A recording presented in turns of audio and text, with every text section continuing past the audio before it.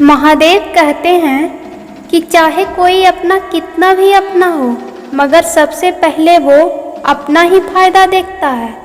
जिसका भी साथ दो खुलेआम दो, विरोधी कहलाओगे, गद्दार नहीं। आजकल लोग हक तो जताना चाहते हैं, लेकिन रिश्ता निभाना नहीं चाहते। मुझे इंतज़ार है जिंदगी के आखिरी पन्ने का। सुना है कि आखिर में सब ठीक हो जाता है। बात बात पर गुस्सा वही लोग करते हैं जिन्हें खुद से ज़्यादा किसी और की फिक्र रहती है। बचपन में कहानी सुनकर सोते थे, आज हम अपनी कहानी पर रोकर सोते हैं। महादेव कहते हैं, जितना चिल्लाओगे उतना बेवकूफ़ कहलाओगे। कोई भी कर्म करने से पहले हमेशा एक बात का ध्यान रखना चाहिए कि ईश्वर की नज़र सब पर होती है। अच्छे लोगों की ईश्वर परीक्षा बहुत लेता है, लेकिन साथ कभी नहीं छोड़ता। और बुरे लोगों को ईश्वर बहुत कुछ देता है, लेकिन साथ कभी नहीं देता। जो कुछ भी है तुम्हारे दिल में, सब ईश्वर को खबर है। तुम्हारे हर हाल पर भगवान की पहली नज़र है। जब तक ईश्वर तुम्हारे साथ हैं, तब तक दुनिया की कोई भी ताकत तुम्हें हरा नहीं सकती। अपने कर्मों को सही रखो अगर जीवन में बहुत कुछ पाना चाहते हो, क्योंकि कर्म का फल इंसान को उसी तरह ढूंढ लेता है जैसे बछड़ा सैकड़ों गायों के बीच अपनी माँ को ढूंढ लेता है। मंदिरों में जाकर सिर्फ अपना सर झुकाने से कुछ भी नहीं मिलेगा। अपने मन को भी झुकाना बहुत ज़रूरी है। केवल सर झुकाने से परमात्मा को प्राप्त नहीं किया जा सकता। प्रार्थना शब्द से नहीं, हृदय से होनी चाहिए, क्योंकि ईश्वर उनकी भी सुनते हैं जो बोल नहीं सकते। जब भी मौका मिले किसी व्यक्ति की मदद निस्वार्थ भाव से करो, क्योंकि मदद ही एक ऐसी चीज़ है जिसे करके आप ईश्वर से एक पुण्य कमाने के सहभागी बन जाते हैं। ईश्वर को अपना मित्र बना लो, फिर तुमको कामयाब होने से कोई नहीं रोक सकता। यकीन करो, जब ईश्वर देगा ना तो बेहतर नहीं बेहतरीन देगा।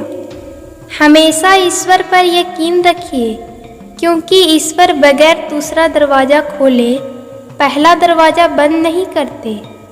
ईश्वर पर विश्वास बिल्कुल उस बच्चे की तरह करो जिसको आप हवा में उछालो तो वह हंसता है, डरता नहीं, क्योंकि वह जानता है कि आप उसे गिरने नहीं दोगे।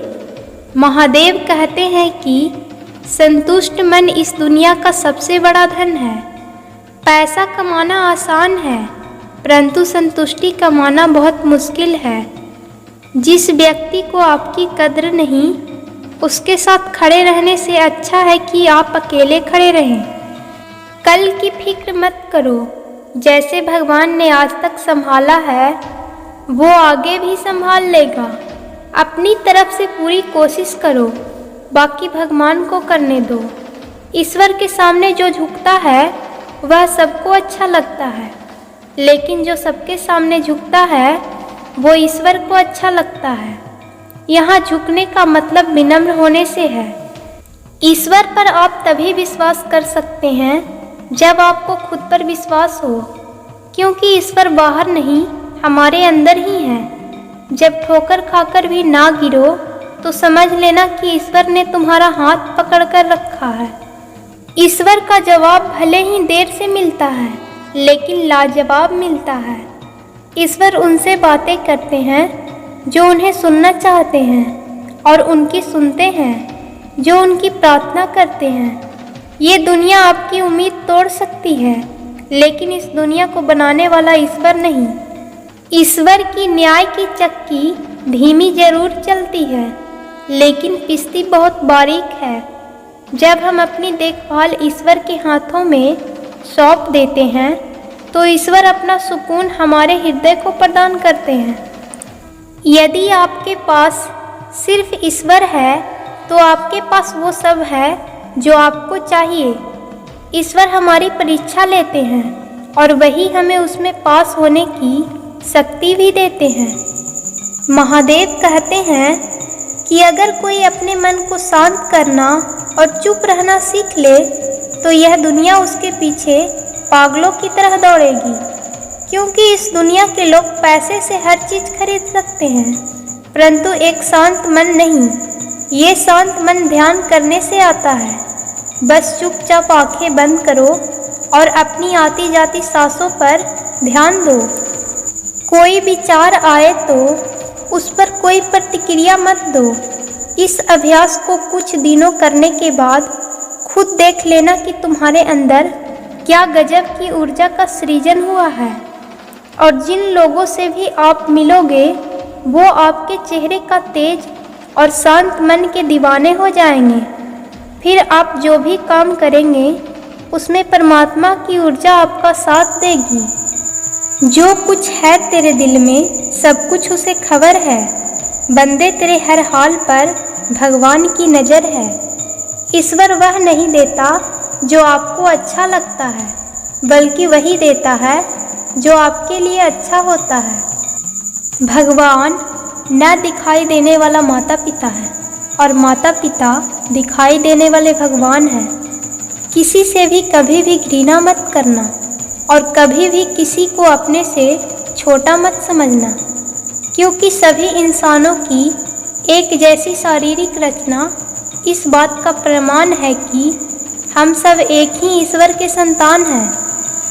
महादेव कहते हैं कि जो बाहर की सुनता है वो बिखर जाता है और जो भीतर की सुनता है वो संवर जाता है।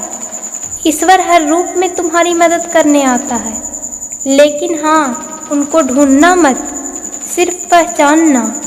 अगर आप सच की राह पर चल रहे हैं तो याद रखिए कि ईश्वर सदा आपके साथ है।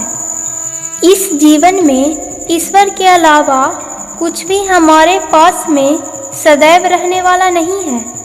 हमेशा अपने माँ बाप की इज्जत करें, क्योंकि खुद ईश्वर कहते हैं कि एक भगवान आपके घर में भी होता है, जिसे हम माता पिता के नाम से जानते हैं। जब आप एकदम अकेला महसूस करते हैं तब भी आपके साथ ईश्वर होता है।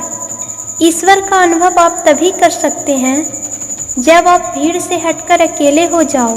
तो ईश्वर का धन्यवाद करो और खुशी मनाओ, क्योंकि ईश्वर ने आपको चुना है ताकि आप उनसे दिल की बातें कह सको। अगर आपकी समस्या एक जहाज जितनी बड़ी है तो ये मत भूलना कि ईश्वर की कृपा सागर जितनी विशाल है। ईश्वर का कहना है कि जब भी तुम अकेला महसूस करो तुम मुझे याद कर लिया करो, तुम्हारी तन्हाई दूर हो जाएगी। ईश्वर की उपस्थिति हर जगह है, सिर्फ उसे देखने वाला चाहिए। सच्चे मन से की गई प्रार्थना ईश्वर तक जरूर पहुंचती है। हमेशा याद रखना, ईश्वर द्वारा ली गई हर परीक्षा सिर्फ इंसान की प्रवृत्ति के लिए होती है और ईश्वर इस परीक्षा को खुद लेते हैं। इसलिए जब समय बहुत कठिन हो तो धैर्य और ईश्वर में आस्था जरूर रखना। महादेव कहते हैं प्रार्थना और ध्यान में बहुत अंतर है। प्रार्थना में आप भगवान को सुनाते हो, ध्यान में आप भगवान की सुनते हो। जो मिला है वो भी अच्छा है, जो नहीं मिला वो भी अच्छा है, क्योंकि देने वालों को सब पता है कि मेरे लिए क्या सही है और क्या गलत है। भगवान को मंदिरों से ज़्यादा हमारे दिल में रहना क्यों पसंद है? क्योंकि मंदिर तो चार दीवारी का बना है, जबकि हमारा दिल हमारी अंतरात्मा और हमारी भावनाओं से जुड़ा है। ईश्वर को देखना है तो तन की आँखों से नहीं, मन की आँखों से देखो, वो तुम्हें सब में नजर आएंगे। इंसान भगवान से कहता है कि मैं किस तरह आपको खुश करूं, किस तरह आपको रिझाऊं। भगवान बोले, तू स्वार्थ छोड़कर दूसरों के लिए जी, अपनी चिंता छोड़कर दूसरों के चेहरे पर मुस्कुराहट ला। ये मेरी सच्ची भक्ति होगी। जिस तरह थोड़ी सी दवाई शरीर के रोग को ठीक कर देती है, उसी तरह परमात्मा में ध्यान लगाना, उसमें मन लगाना हमारे मन को संसार की हर व्याधि से शांत कर देता है। जैसे शरीर को स्वस्थ रखने के लिए व्यायाम जरूरी है, उसी तरह आत्मा के सुख के लिए ध्यान जरूरी है और परमात्मा को पाने के लिए समर्पण जरूरी है। जिंदगी में समय कैसा भी आए, भगवान पर विश्वास हमेशा बनाए रखें, क्योंकि वो वक्त को कभी भी बदल सकता है। भगवान चाहे तो वो रंग को भी राजा बना सकता है। अगर आपको विश्वास है कि आप परमात्मा का ही अंश हैं, तो आपके लिए असंभव कुछ भी नहीं है।